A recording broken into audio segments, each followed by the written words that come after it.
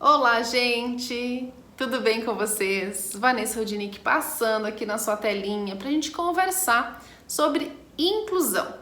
Inclusão é o tema da nossa segunda web, que nós vamos fazer em 5 episódios também, 5 episódios mais curtos, que a gente vai discutir sobre esse tema que é tão importante. Por que é importante, gente? Porque a inclusão dita na teoria, ela é tão fácil, né? As literaturas, elas nos ajudam muito, mas na prática a gente sabe que fazer o movimento todos os dias, seja numa sala de aula, seja numa universidade, seja no contexto familiar, seja no âmbito profissional, e assim, gente, na própria família, né? Primos, parentes, enfim, que a gente precisa fazer um movimento inclusivo com a nossa criança, o nosso adolescente ou o nosso sujeito aprendiz, muitas vezes não é muito fácil, não. Então a gente vai trazer algumas dicas, algumas orientações de como proceder nesse movimento de inclusão. Vamos lá?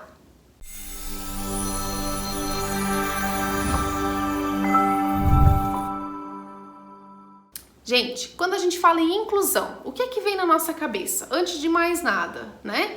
Inclusão, se a gente procurar em qualquer dicionário, em qualquer material que nos diga o significado, a gente sabe que inclusão é fazer parte, estar dentro, né? Fazendo parte daquele processo, daquele movimento.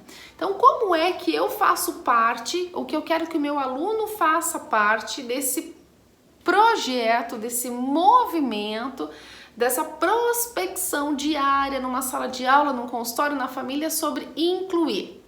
Então veja, primeiro o que eu preciso entender? Que a inclusão é para todos e com todos. A criança ou adolescente não necessariamente precisa ter uma dificuldade, um diagnóstico, um transtorno para ele ser incluso. Eu posso não ter nada, né? Ser considerada uma criança típica e muitas vezes eu não estou inclusa no processo. O que está acontecendo? E antes da gente pensar em incluir o outro no processo, nós precisamos pensar o seguinte: nós professores, nós profissionais, mães, pais, nós estamos inclusos no processo? A gente sabe como fazer isso? Nós estamos nos sentindo parte desse processo?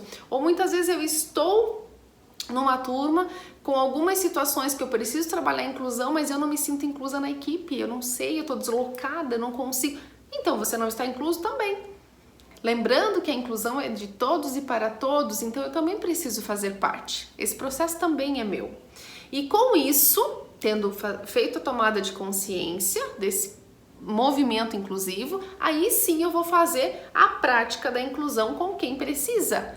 Com todos, né? Todos precisam ser inclusos todos os dias.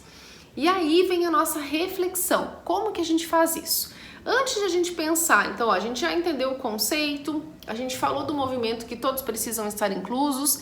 Como é que a gente faz isso, gente? Primeiro, a inclusão trata-se especificamente de atender à necessidade do outro, um olhar diferenciado. Então, veja, eu preciso trabalhar num movimento conceitual de diversidade. Então eu preciso entender, olha só como a gente vai chegar lá no movimento da adaptação curricular, mas a gente precisa começar lá do início. Se eu falo de inclusão, eu preciso entender que para aquela criança, para eu fazer um movimento com ela, com aquele adolescente de inclusão, eu preciso entender diversidade. Que conceito é esse? De que todos nós temos uma cultura diferenciada, recebemos estímulos diferenciados, estamos em contextos familiares diferenciados, contextos alimentares diferenciados, rotinas diferenciadas, recebemos estímulos externos da sociedade, do movimento cognitivo que a gente faz. Nós somos um ser em diversidade, né? Então, nós não podemos colocar todo mundo no mesmo arredondo e dizer todo mundo vai aprender assim. Não, nós precisamos trabalhar com a diversidade cultural, pedagógica, familiar, cognitiva, intelectual, social que aquela criança recebeu, para daí eu dar início ao processo de inclusão. Então eu entendi o que é inclusão, eu faço parte do processo, eu entendi diversidade, agora eu vou trabalhar com um olhar diferenciado para atender essa necessidade dessa criança. É por aí que a gente começa o processo inclusivo em todo esse movimento que a gente está fazendo, certo, gente? No segundo episódio, a gente vai conversar um pouquinho sobre o que a escola propriamente pode fazer e como olhar isso dentro desse processo de inclusão e diversidade que a gente precisa trabalhar nas salas de aulas todos os dias, tá bom? Te convido a assistir o segundo episódio e também te convido a se inscrever lá no nosso canal no YouTube e nos acompanhar nas redes sociais. Um beijo grande e até mais. Tchau, tchau!